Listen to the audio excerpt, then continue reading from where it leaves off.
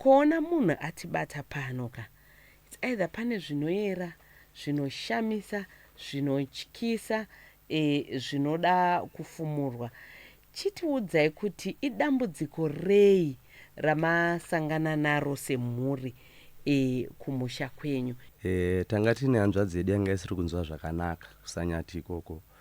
Then this year musi wa5 akasimuka musikana wanga ane dambudziko renjere, anga akurasa njere, munhu ake anga akaroorwa musi wa5 ani musi wa5 February.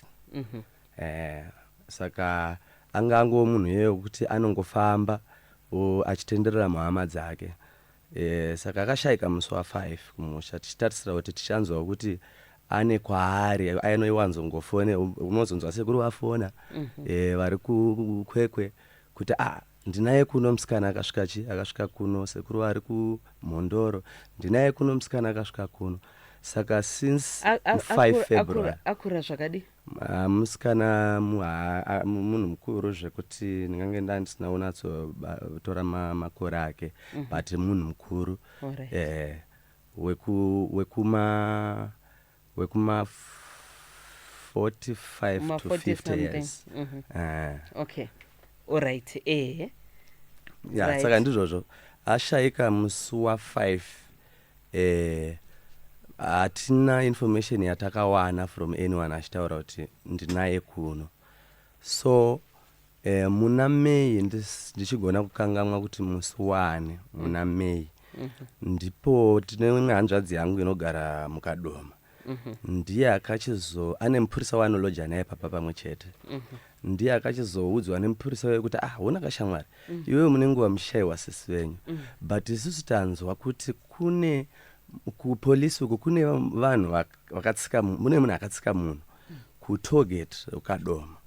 Saka munhu uya ari kuuya nguva nenguva achida kuedza kutsvaga kuti hama dzemunhu dzingawanikwa sei, such that akwanise kuvigwa zvisamupiwo dambudziko. Ainzi atsikwa achibva afa? Akatsikwa, haana kufa, akatorwa akaendwa naye kuchipatara cheukadoma.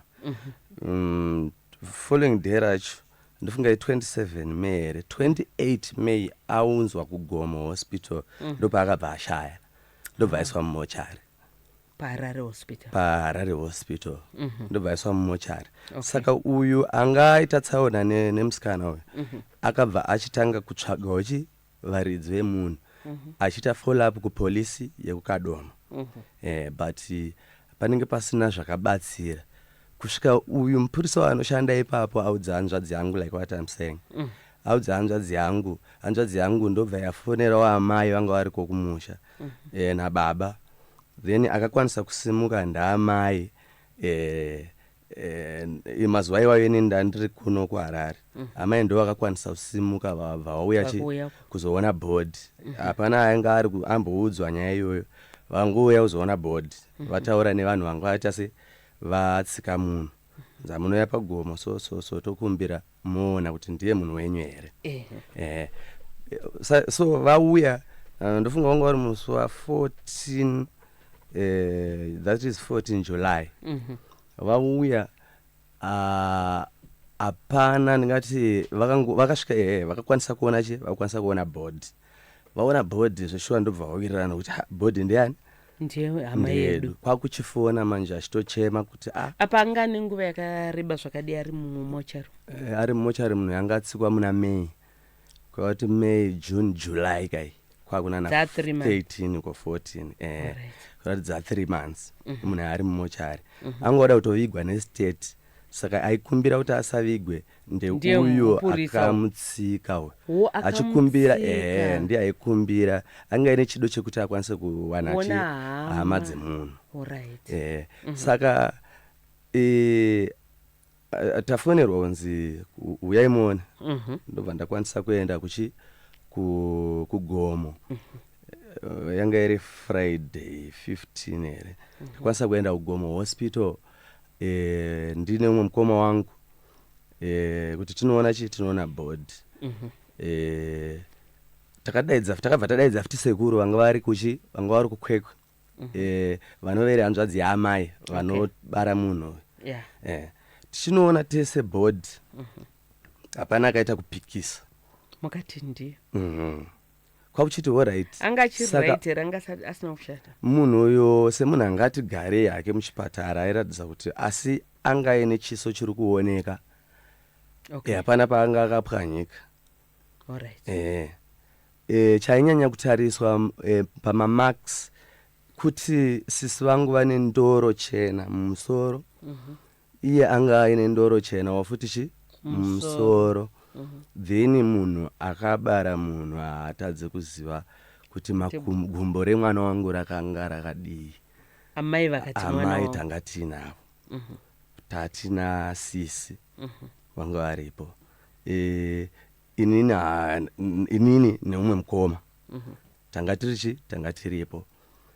Kwakutobvumirana, hapana kana akaita kupikisa, kutofonera dzimwe hama dzese kuti hanzvadzi yakashaya unganai kumba. Kwakuchita programu yekuenda kupolisi inenge iripo paGomo Hospital kuita maclearances ekuti munhu akwanise kudi kutakurwa kuzobva apa aende kumusha. Kumusha kuSanyati. Izvi zviyanga ya weekend saka kwakanzi postmortem ichaitwa musi weMonday madoctors avepo. Monday ndofunga date rising rave iri 17 if I'm not mistaken. Tichizoenda musi weMonday. Kwakuita maprocesses ese kuti munhu awane death certificate. I mean toti burial order. Kwakutoenda tatiri kuasiswa panguva yese ine munhu akatsika munhu anga kuratidza kusununguka kuti ndawanawo at least ndawana hama dzemunhu. Kwakuenda fidelity kwakuenda kufidelity ndiyo akakwanisa kutibatsira kudressa munhu nekuti vazotitakura tiende kunochengetedza munhu kuSanyati.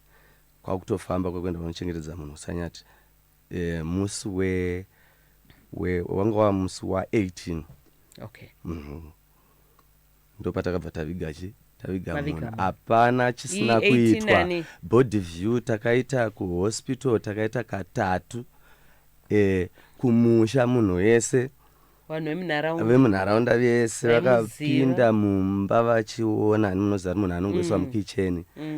Vanhu vachipinda vachitenderera vachiona kuti ndiyewe here munhu watinoziva ari kuchengetedzwa panapa.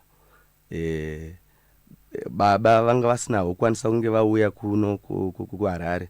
Asi vakapinda futi vakaita se vakaona mwana wavo vakagutsikana. Hapana munhu anga aine pfungwa yekuti nerimwe zuva zvinogona kuti takaviga munhu asiri iye. Taviga munhu, vanhu vaparara vadzokera kudzimba dzavo. Vanhu vaparara vadzokera kudzimba dzavo. Handingati hangu pane chakashata chatakaona. Isi taingoti taviga asisi. Then kwakunoti musi should be 22 August manje iyo. Which is a month late. Uyu musikana ari ukadoma uya wokufona achiti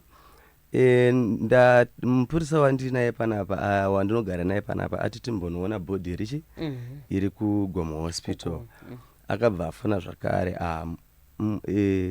mukoma panapa toona sisi vandiri kuvaona vari kusvika panapa. Sisi ani sisi Melody vatiri kuti takaviga paya. Iwe wanatsoona kuti ndivo sisi Melody here. Ndakamuti kata phone ndichakufonera. Ndobva ndatomboita minutes. Ndichitofunga one kutobvunda kushivha kufunga kuti zvizvo zvakadaro izvozvo munhu watakati unatsoziva kuti takafutsira. Unofonera mukoma unoti ndo zvandiri kunzwa nasisi ukadoma kuti Melody ari kuno uku. Hapana ari kubvuma kuti iwe unopenga here. Uri kuzviwana kupi izvozvo zvauri kutaura zvakamboitika kupi. Handi Melody ndiye watakaviga paya isusu. Mukoma unonopi ina ndomboita mistake handina chandakaona ingawani ndiye watakaviga. Saka uri kuti amuka here. Hapana zvatakakwanisa kugadzirisa panguva iyoyo. Kwakuchitongona kuti taakuda state kuti ipindire. Iye ndakuchitozotaura naye apa makazosimuka here kunoona Melody wacho? Kunoona Melody wacho kukadoma. Mukaona ari? Kwakunotoona ari iye. Kusana na msiyano wanga uri kupi Melody. hanzi ndiri muchipatara kugweru. Kureva kuti nguva yese iye amheno kana kuri kuti anga angonhongowa nemunhu akabva amuendesa kuchipatara chekugweru muhospital. Musikana uyu angagara ine dambudziko renjere sekutaura kwandamboita paya. Saka kuda rinenge rakanopfurikidza mwero, mabp anogona kukwira kana kudii, kwakuchingorara angorara kana kuti ashayiwa chikafu kana kuti aita sei, kwakuendeswa kuchipatara. Saka takangofunga kuti akazobuda musi wa21 August ndo pakabuda muchipatara achizoapia kukadoma. Musi wa22 madhetsi andinazonatsowana zvangu kuti asaitoziva hake kufamba kuti uku kune hama. Aitoziva munhu aitongozvifambira chete kungoti iye zvino otherwise ndo paasiri kutofamba angori pamba. Zvaisiita zvezvokuti anongoti regai ndimboenda pakati oerekana angobuda. Right. Melody awanikwa asi kumusha uko kune guva remunhu wamuri kuti ndi Melody ipapo manje. Right, makazodini? Kwakuchitomungomuendesa kumusha kwakumbomugarisa kwani kukuana baba munini vamweno vari ikoko pasina guva kuti asaone guva iri aribvunze kuti guva nderani iri. Kwakutombomugarisa riri pamusha. Apa guva riri pamusha riri pamba harisi kusimetri pamba chaipo muyadhi. Pane mamakuva here apa? Hapana, ndiro rakabva raingoita guva rekutanga iroro.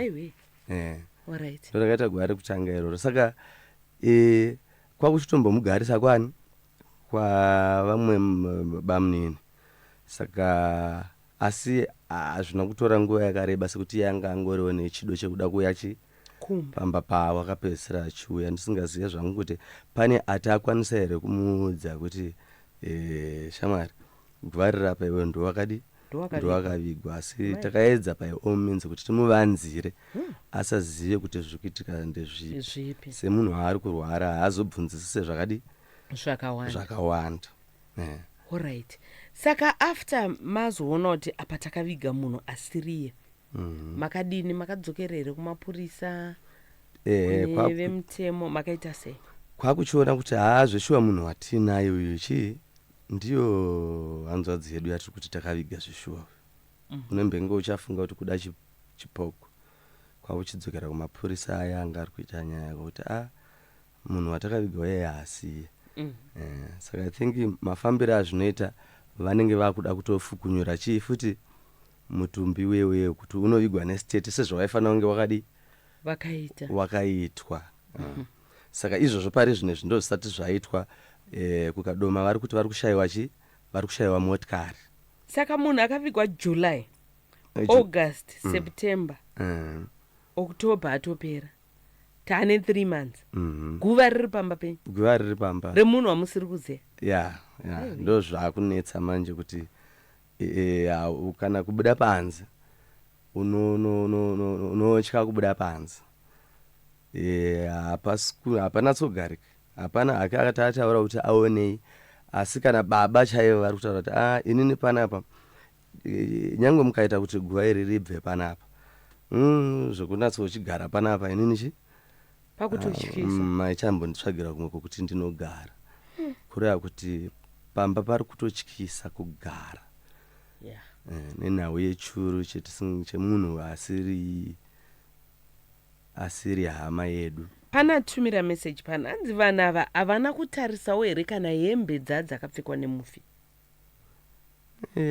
Zvakaitika ipapapa ndezvekuti takabvunza bhegi ranga riine mufi.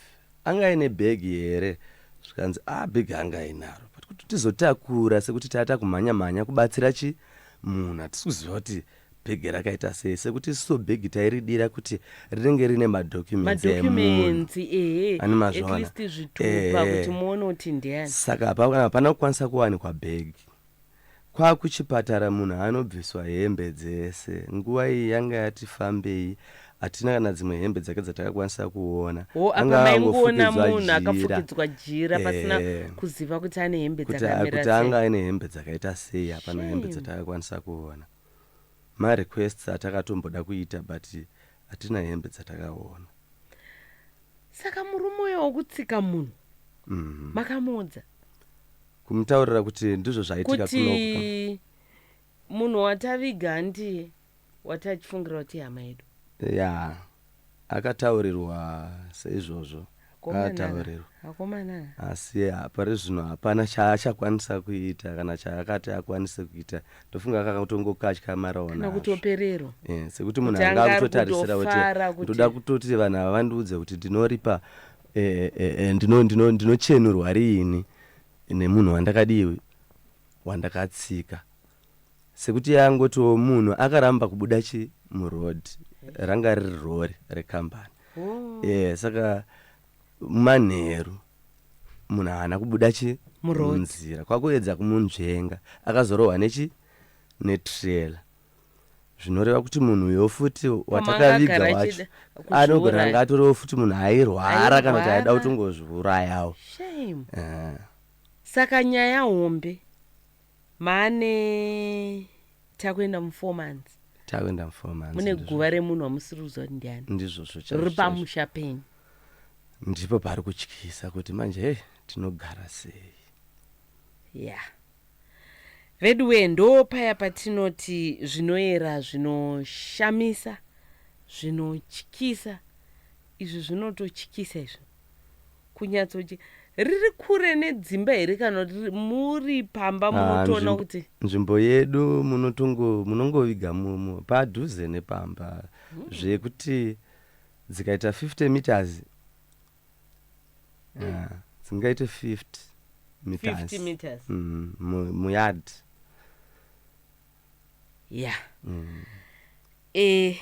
nai vedu wenyaya yakadai inoitwa sei saka imimi kuzoya kwamaita kuchirongwa chedu it's obvious vanhu vanouya pano vamwe vanenge vada rubatsiro vamwe kutongotaura kuti nhai tinzwirewo nyaya yakadai shuwa tinoita sei nayo muchida kubatsirwa sei semhuri yekwamuvhimi ndiri kuona pane mumwe atumira meseji pano hanzi chokwadi mhuri tinotoiziva nditori vavakidzani venyu kusanyati ikoko hanzi munhu uyu akadhumirwa kupe anonzi akatsikirwa kupe munhu akatsikirwa kutollgate reafter kadoma tienda kukweko patolgate chaipo patolgate area yetollgate iyoyo hatizonatsokuziva kuti papi okay kureva kuti mudzimai anenge atongori mudzimai ari kumaaround 40 years zera rinenge riri rimwe chete maonero atinoita zera rimwe chete chozokatyamadza ndechekuti kuzofanana manje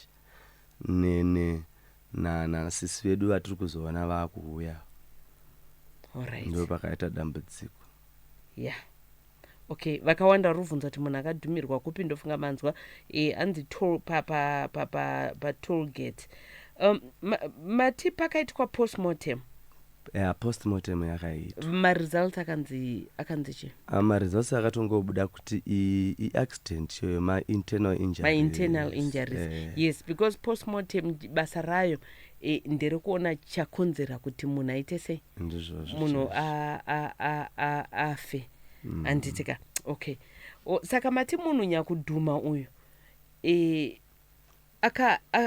makazomutaurira hapana zvaakakwanisa kuti angachita pamwe kutopererwa kusvika pari zvino ndinoona sekuti munhu akatongopererwa kuti chirega tione kuti ivo vachaita sei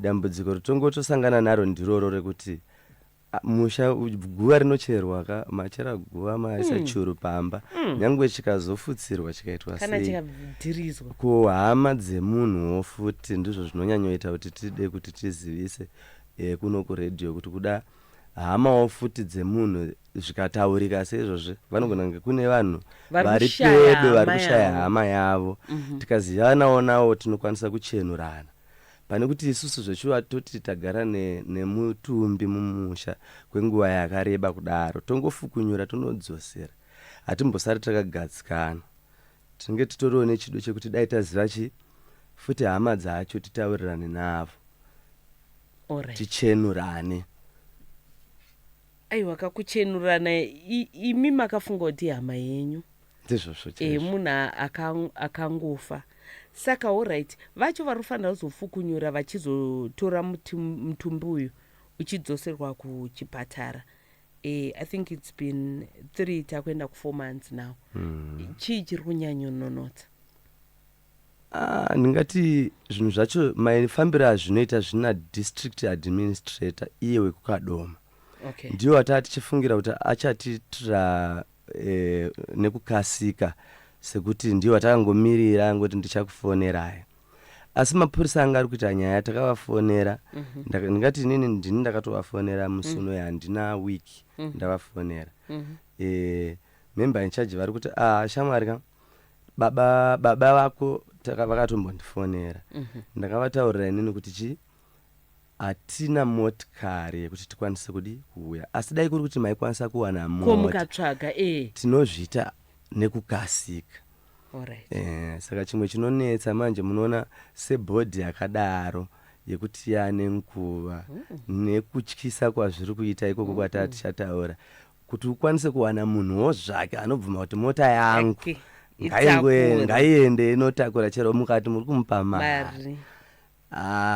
Ipapo ndiri kuona separi kunetsa titowane munhu anotibatsira chero nemota yake. Makamboedza kutaura nevanhu? Tingawani vamwe vatakataura navo, asi umwe unotoona kuti mari yaakutaura ndeyekuti ibvai panapa. Vakawanda vachiramba. Handingazvigone izvozvo, ibasa ringaitwe nemapurisa iroro. Alright, okay. Saka zvatata kutongoita kumirira mapurisa zvinosingazivo manje mvura yoda kunaya chiye tati dai zvaitikawo nekudi pasi pachakaoma. Pasi pachakaoma munhu asati adi anayiwa nemvura. Okay. Anzi makambofambawo here kuti munzwe kuti munhu ndiani kana kuti sei zvakadaro semhuri? Semhuri tatine urongwa ihwohwo kuti tingachiti tizofamba, asi tatisati tafamba zvedu pari zvinezvi. Alright, muri kutarisira kuti munge muchizofamba? Tichibvunzawo kuti tingawana here zvinenge zvatova spiritual kaizvo kwakutongobvunzira zvemumhepo. Okay. Right, vamwe vari kubvunza hanzi saka pamba ipapo pamakaviga munhu asiri wenyu hapana zviri kutyisa here zviri kuitika? Musati mamboona kana chipoko here kana zvimwe zvinhu zvamusiri kunzwisisa zviri kuitika? Pari zvinezvi ndingati dai kuri kuti baba vauya kuda kana paine zvimwe vasiyiwa nebhazi. Baba manje vasiyiwa nebhazi. Mabhazi acho eukoko anouya usiku. Saka semunhu ati kureiwo futi vapotsana nebhazi. Okay, hapana havasofa hapana hedu chatati tati taona paumba. Asi baba ndo vari kuratidza kuti vane kurohwa nehana kwavakutoitwa. Ndichitaura nawo ngatodaro kutoti ndiri kutya kutotya munhu mukuru sekuri kutodedera chaizvo chaizvo. Right, dzimwewo pfungwa dziri kubva kuvanhu. Hanzi hamugoni here kumbobvunzawo kune vanhu vemafuneral parlour, even vamwe ava vadiki kana maprivate, kuti kana vangakwanisa kuti mota dzavo zvadzagara dzichingotakurawo zvitunha kuti vauye vakubatsirei kutakura. Izano rakanaka, tanga tisati tamboita pfungwa iyoyo. Sekuti titoriwo muprocess yekuti ngatiunganidzei kamari tichitsvaga.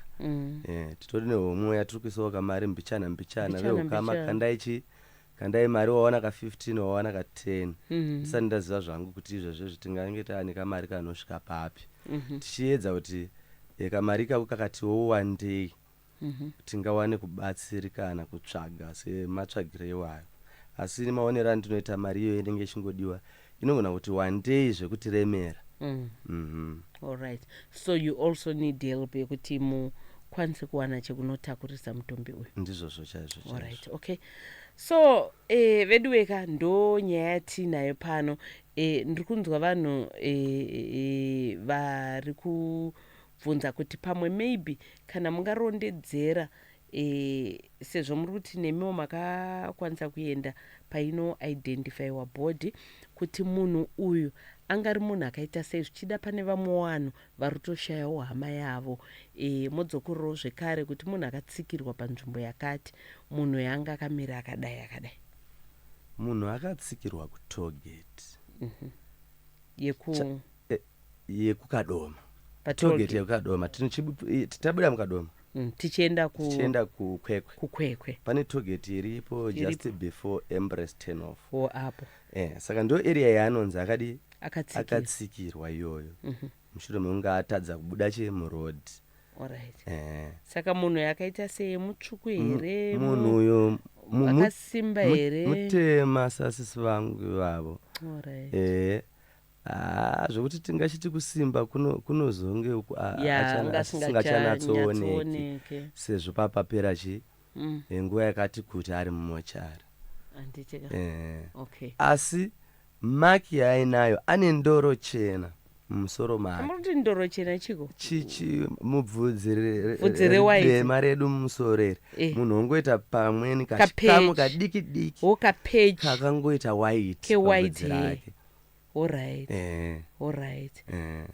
Apa uyu sisimelo ndizvo zvavangori. Alright. Saka tongoti kana pane vanhu vari kushaya hama yavo munhukadzi ane kapechi kewhite he mumusoro ndizvozvo vachigona kunge vachitarisira kuti anganga akatsikwa area idzodzo dzatiri kutaura nezvadzo kubva mukadoma kusvika tingoti embrace turn off. Because kwakangonzi kutogeti rekukadoma hapana kuzostatewa kuti after togeti here tichienda kukwekwe kana kuti before. Alright.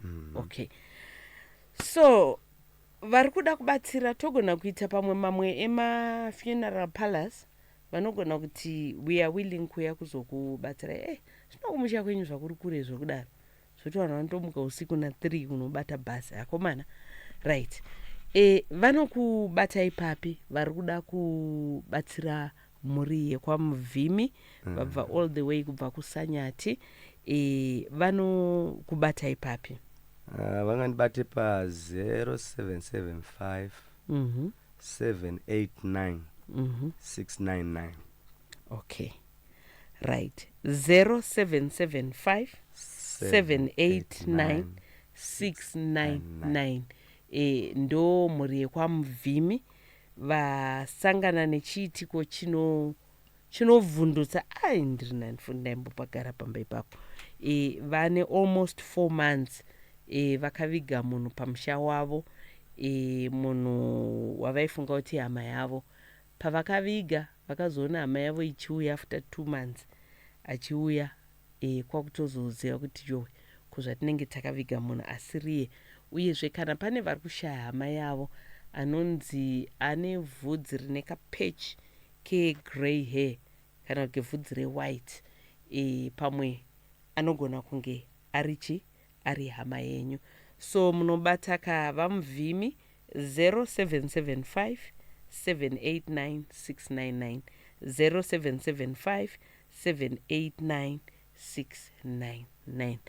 Amuvhimi tinoda ngokutendai nekuya kwamaita muchirongwa uyezve tichitarisira nekufunga kuti muchabatsirikana kana kuti muchawana rubatsiro uye vakamirirwa vacho kuti vange vachizokubatsirai kuti mutumbi uyu ufukunurwe